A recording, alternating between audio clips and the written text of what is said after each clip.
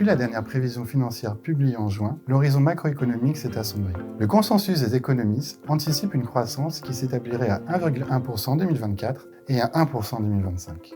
Elle repartira ensuite très progressivement à 1,3% en 2026 et à 1,4% en 2027.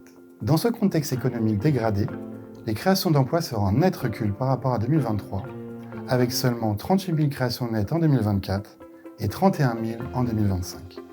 Elle rebondirait plus franchement à partir de 2026 et en 2027 autour de 140 000.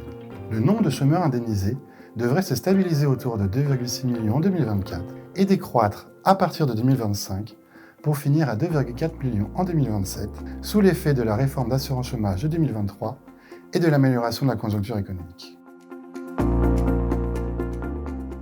En 2024, l'Unédic anticipe une augmentation des dépenses d'assurance chômage qui s'explique notamment par la hausse du nombre de chômeurs indemnisés, la hausse des montants d'allocations versés du fait de l'augmentation des salaires entre 2021 et 2023 sous l'effet de l'inflation, et la revalorisation des allocations décidées en 2023 et 2024. Les recettes continueraient de croître, mais de manière fortement ralentie par les moindres compensations d'exonération décidées par l'État, pour un total de plus de 12 milliards d'euros sur la période 2023-2026.